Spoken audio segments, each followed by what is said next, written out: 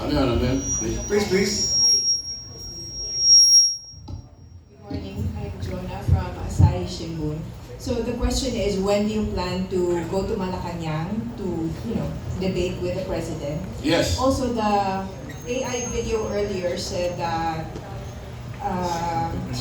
if the president wants to save his presidency, then he should give up his cousin, the lawmaker Martin Romualdez. Is that the minimum, or does giving up Martin Romualdez really, is that all that's needed to save the Marcos presidency at this point? No, both of them. Hindi na pwede magpatuloy pa si Bongbong Marcos dahil tuliro na sila.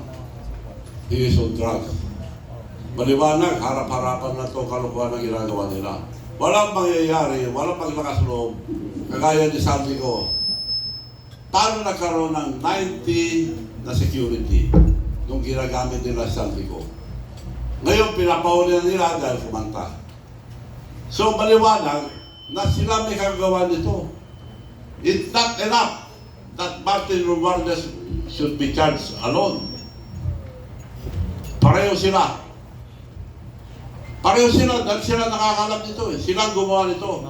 Marcos Jr., Bongbong Marcos, alam niya lahat ng kalokohan. Panahon pa ni President Noynoy Aquino, panahon pa ni President Duterte, may nangyayari ng ganyan pero maliitan. Ngayon, sila, alam niya, hindi niya binuko dahil kung bubukuin niya, hindi na siya makagawa ng pera. He choose, pinili niya ang gumawa ng pera. Total, walang aangal. May kasalanan na lahat. Yun ang totoo nangyari.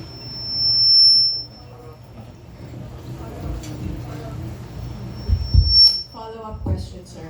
When do you plan to go to Malacanang to debate with the president? And how do you intend to help Divine Providence along? Because you mentioned that 40 years after EDSA, so 40 years, 40 is a very important, auspicious number. How do you help, how do you intend to help Divine Providence along? Apart from the rally, apart from the debate, apart from the letter to General Bronner, what else do you want? What else are you willing to do?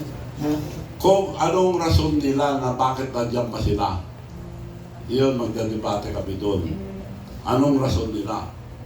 Dahil ako, nasabi ko na lahat. Divine Providence, dahil nga inantay ko itong 40th year, very symbolic ang number 40 in the Bible. Maski sa Islam, mayroon din number 40. So, yun, nasisiguro ko, I'm dead sure that matatagal. Hindi pwede ipagpatuloy itong ganyan gobyerno. Niluloko na tayo. Hindi pwede, mga kababayan, huwag tayo pumayag na ipagpatuloy ito. Tuloy-tuloy na pagnanakaw nila hanggang maubos ang pera. Kinuha na lahat. Pera ng taong bayan, yung PhilHealth, PDIC, kinuha. Wala na. Hindi na mapatakbo itong gobyerno ito. Sinasagad nila. Tapos tatakbo na lang. Okay, one last question. Sir? When are you going to Malacanang? Asam, sinasabi ko lang ngayon, kung bukas ang sinabi nila, pupunta ako sa Malacanang if they accept my challenge. And yung one time, big time, the soonest possible one time, big time rally, ASAP din. The soonest possible time, but I have to talk to all the religious organization, lahat ng ayaw ng graft and corruption, lahat ng Pilipino, kaliwa o kanan, masisino. Basta sama-sama po tayo lahat para maito na itong garapalan na pagnanakaw ng kaban ng bayan. Next question. Yeah, Christian Manesa po, Malaya Business Insight. Mr. Chavez, I'm just going to ask about, in 2022, you made a statement in ABS-CBN regarding that all Marcos assets are not ill-gotten wealth. Why now parang different na yung sinasabi niyo po regarding sa Marcos has been being corrupt since his father time. Ano po yung masasabi natin, explanation po natin ito? Gusto niya lampasan tatay niya eh. Nasa Guinness Book of Record ng tatay nila. So, I think he's destined. That's why I believe in God, I believe in miracle, and I believe destiny. He is destined to the throne of his father in the Guinness Book of Record. Okay. Another question po, regarding po dun sa, ano natin, yung being, fighting against the government. Sir, medyo may history tayo sa politics na parang medyo wary ang public. Pero how can you convince everyone that you're more credible as a person than those who are sitting in the administration or whatever na inakusan natin? Ano ibig sabihin? Yung ano po, sir, you mean, what you're accusing now is, syempre, is very big. Eh. Ang ano namin is yung sinasabi, syempre, automatic they will try to debunk or discredit what you're saying. But what are you going to present na as a person na mas credible yung sinasabi nyo kaysa sa mga ipapalabas ngayon ng, syempre nagka-counterattack yung mga inakusan nyo, particularly More credible yung sinasabi ko kay sila. Opo, sir. And ang liwanag na nakawan. Corruption. Naka-record. Oo, tama. Naka-record lahat ang nakawan. Anong mapapala ko dyan? Wala akong mapapala. I stand to lose everything. Pero ginagawa ko ito para sa ating kababayan. I want justice. Corruption lang eh. Okay na yan. May bag na daw si MJ po sa Yun. SB News. Ang mga tanong. Sir, ngayong morning, hinuli po ng PNP si retired General Romy Pokis. Dahil po sa mga may panawagan po and may mga criticisms against the current administration. Anong comment mo doon, sir? And meron po kayong open letter to the Armed Forces of the Philippines. Baka po masamain nila, sir. At Ginagamit lang po ang mga pulis at military para huliin who is against them. Kung sino man ang pumunta sa kanila, tinatakot nila, kinukulong. Kaya kinulong na hinaresto si General Pugis dahil nagsasalita na against them. So lahat, gusto nilang bawalan lahat ng magsalita. Sila lang ang tama. Ang gusto nila, ang pagdalakaw ng kaban ng bayan, sila ang nanghuhuli sa lahat. Ito lang example, dalawa, si Diskaya, nagsasabi ang totoo. Kinulong na. Si Saldico, importanteng witness yan, kinasuhan kagad. Kung mapatay yan, wala nang witness. Dapat kailangan natin si Saldico and Sara Diskaya para mag-witness sa lahat ng mga kaso. sir, So maliwanag na tinatakot nilang taong bayan, huwag po tayo matakot mga kababayan, kundi wala na mangyayari sa ating bansa. Ano sinasabi nilang 500? Hindi na magkasya ang gastusin ng 500 sa isang araw-araw. Nagbigay yata sila 500. Hindi na po magkasya ang 500 sa pagpakain ng ating pamilya sa isang araw. Manang last na lang, doon sa pagkaka-arresto kay General Pokis na naalala niyo ba o parang bumabalik ba yung latak ng martial law? Na nung panahon na yun, kinukulong po yung mga nagtatanong against the government.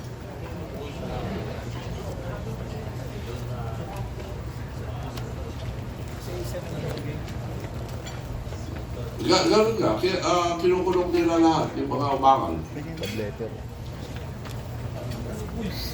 Siguro, baka gusto nila mag-declare martial law. Parang. Kung mag-declare sila martial law, hindi na papayag ang taong bayan.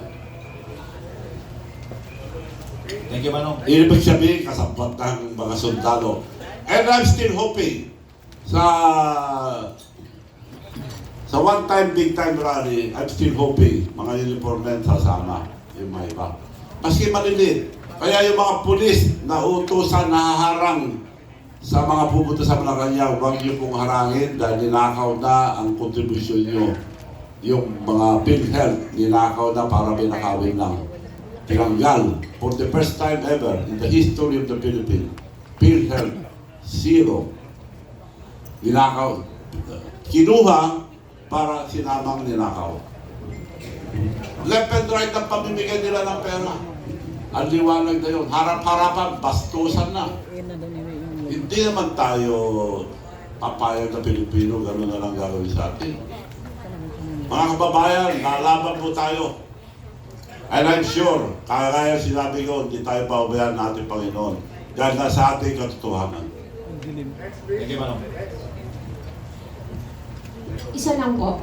Ano pong opinion ninyo sa mga sunod-sunod po na... Iza Aldana po of Philippine Insider News. Ano pong masasabi po ninyo na yung mga nalilink po sa ating flood control projects tulad nila Cabral na medyo meron po tayong mga death na mga incidents po. Ano pong opinion po ninyo?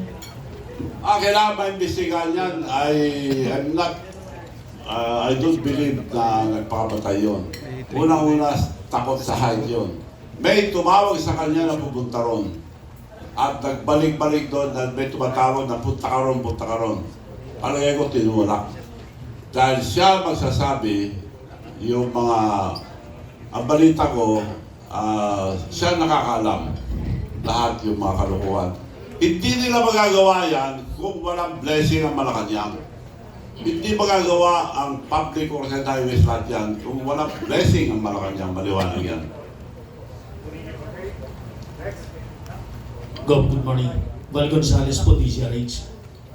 Yung inisa-isa ho ninyo kaninang flood and infra projects na nakita ninyo dun lang sa Ilocos Norte.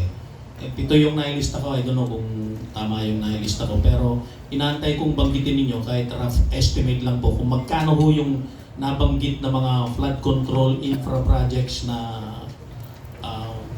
ano man yan. Nasa listahan. Nasa listahan nyo, yung record lahat. Lahat ng nilabas ko rito, nasa listahan. Yung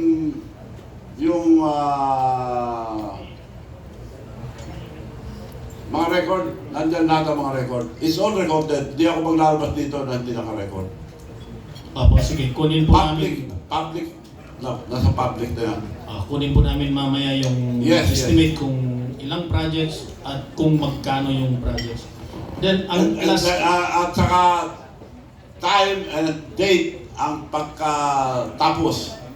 Nandyan lahat. So yan ang ebidensya na kalukuhan ng mga projects sa Ilocos Norte. The hometown of the President. So it happened all over the country. Example na lang sa bayan niya mismo, kaya ginawa na lahat. Kaya naglakas loob din yung mga engineers na gumawa dahil utos sa kanila para makapag-produce ng pera. Ang sistema, ibibigay yung project at babayaran nila diskaya kagad. At yung project, babayaran naman kagad. Kagaya sa Ilocos Norte, lahat ng project na yun, bayad na in advance. Advance payment. Si mismong diskaya nagsabi, advance payment. Kaya kinukulong nila eh. Last na lang, Gob. Yung rally, one-time, big-time rally na sabi niyo, kinakasan ninyo, kakausapin niyo yung mga religious sector at lahat ng galit sa korupsyon. Sa tingin niyo ba, Gov, ay mas makabubuting ito'y taon sa February? Sa buwan ng February kasi nung yung 40 years na sinasabi ninyo ay nangyari din ho nung February 1986. Nasa grupo yan dahil I will not decide for the date. Ang pag-decide, yung religious organizations and the opposition, lahat na nagmamahal sa ating bansa, tatawagin ko lahat at tawagan nyo rin ako, pakikiusap ako na sila mag-decide ang date. I would prepare yung kabataan ang magsabi ng date para kasi dapat kasama kabataan dito dahil ninakaw ng future ang kabataan. And I remember very well yung sinabi ang national hero natin. Sa dami na sinulat, isa lang ang ano ko sa utak ko. Ang kabataan ang kinabukasan ng ating bansa. Yun ang sabi nung sa Rizal. So, nandiyan po mga kabataan, huwag kayo matakot. Future niyo ito, hindi po sa amin. Para sa inyo po ito. Kung gusto nyo pagpatuloy na ganito, nasa inyo yan. Pero kung ayaw nyo, tumayo kayo, huwag kayo matakot dahil future nyo ito. Pero Gob, kung sakaling makausap po ninyo lahat ng mga religious sector, at ang sabihin po nila sa inyo ay, ikaw na Gob ang magdesisyon. Prefer po ba ninyo yung date na February din? Maganda rin, para malamig pa yung February. Maganda yung February. At may sasabay din doon sa 40 years na Yes, pasok pa rin sa 40 years. 1986 na sinasabi. Pasok pa rin sa 40 years. Okay, so para lang klaro, kung kayo ho ang tatanungin, gusto ho ninyo gawin ito ng February 25, 2026 o ano po? No, 26. Dito, Opo. hindi na... Hindi, February, anong date po? Kung kayo po yung pagdidesisyonin. Ako, gusto ko ASAP, ngayon na eh.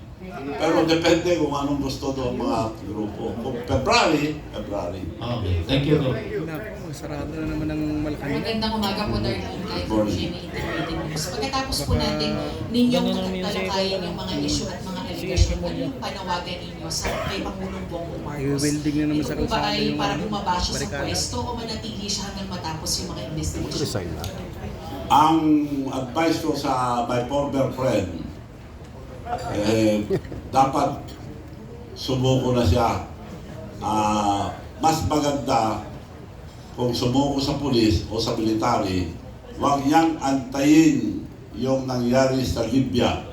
The strongman of Libya, si Gaddafi. Ano nangyari sa kanya? Tao bayan humuli, pinatay. So, Bongbong Marcos, my former friend, kausapin mo ng military o police, better surrender. Wala kang ligtas dito. Hindi ka makakaligtas. Ang laki yung ginawa niyong kalukuhan. Imposible mapagtakpan niyo to. Imposible. Hindi naman buo lahat ng Pilipino. Ang liwanag, maliwanag pa sa buwan. Hindi tayo papayag dyan. Hindi papayag mga Pilipino. I'm dead sure. Karamihan ng Pilipino lalaban. Last na lang po yung sa one-time, big-time rally. Meron na po ba kayong nakausap na personality sa mga grupo na nag-commit na sasama? Wala pa. Pero ang nasisiguro ko marami sasama. Salamat. Thank you. Next. Name. Hi po, Gov. Good morning. Janice Navida po of Bulgar. Gov, with the recent issue po sa Venezuela, kung saan din po dati kinulong yung kanilang President and First Lady, sa tingin niyo po ba posible rin po itong mangyari sa Pilipinas at ano po yung nakikita niyong magiging consequence? Possible. Kung hindi na raw uli, ibig sabihin, hindi gagalaw ang military. May ibig sabihin yan, bakit di sila hindi gumagalaw? So, kung mahirap pumasa, palagay ko naman, nakikiusap ako sa mga military police. May mga anak din kayo. Dapat, I would suggest na from now on, mag-usap-usap muna kayo sa to General Browder. Lahat ng general ng military, mag-usap-usap po kayo bago kayo patawag sa Malacanang. Mag-isip po kayo mabuti. That is my only suggestion. Also the police, headed by General Tatay Nartates, mag-usap-usap kayo mga general bago kayo patawag sa Malacanang. Makakala another maglalagay uli sila pagka tinawag kayo sa Malacanang. So mag-usap-usap muna kayo. Ang suggestion ko lang, mag-usap-usap kayo, isipin nyo ang kinabukasan ng ating mga anak. Isipin nyo ang ating nasyon. Kung wala kayong malasakit sa Pilipinas, ibang klase na yun. So isipin nyo mabuti kung sasama kayo sa mga kurap o sasama kayo sa ikabubuti sa ating bansa. So suggestion ko lang po yun, and you are welcome to join us in that rally dahil di naman natin policy eh. Wala tayong babayolate na konstitusyon. Sabihin nyo lang, ayaw nyo grabe corruption in public. Baka mamaya press ko lang, hindi pwede yun. In public. They should announce na ayaw nila nangyayari. Kung hindi, may ibig sabihin yan, involved din sila sa corruption. And another question po, Any reaction po dun sa binitiwang statement recently ni Remulla na even the justices and judges are corrupt?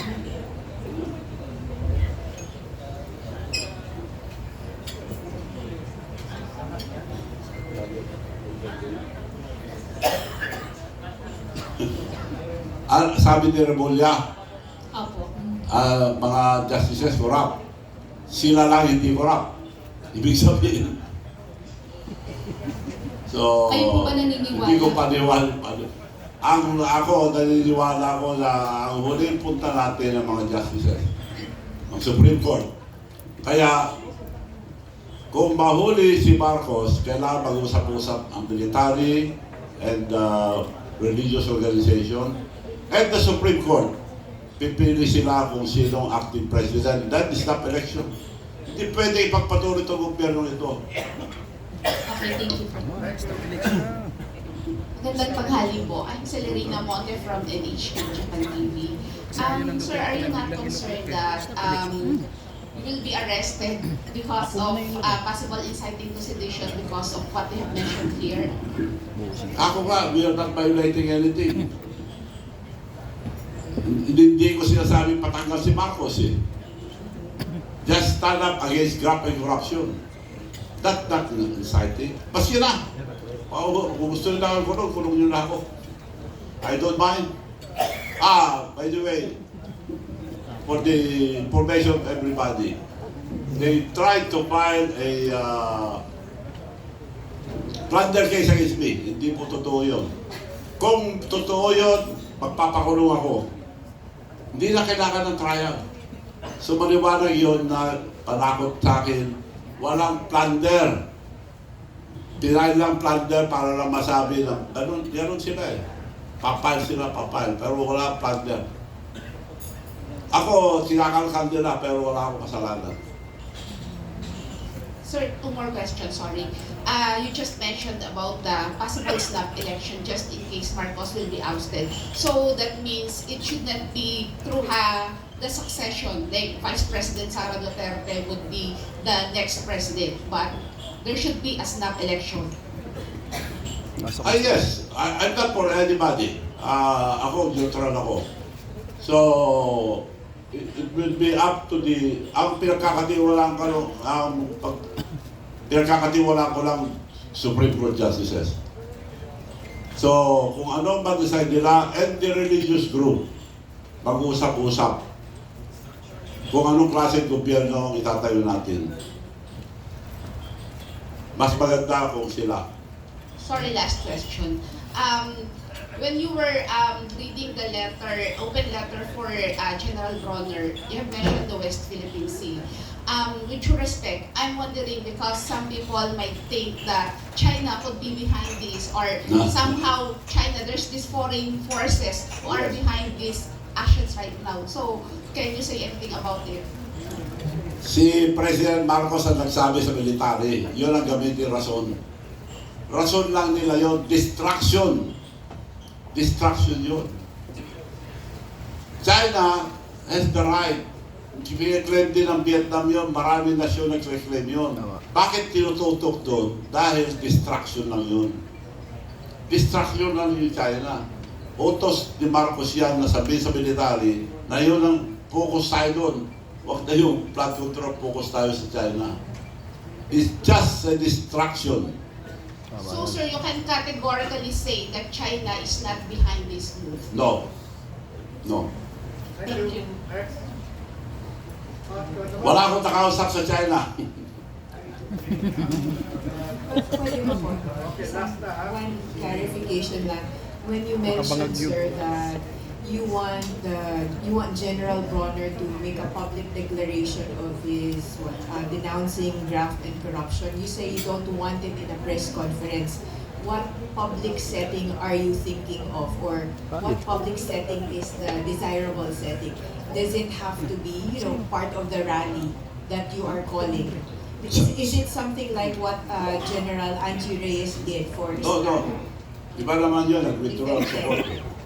Ang hiningi ko lang sa kanila, i-denounce nila ang graft and corruption. We are not for graft and corruption in public.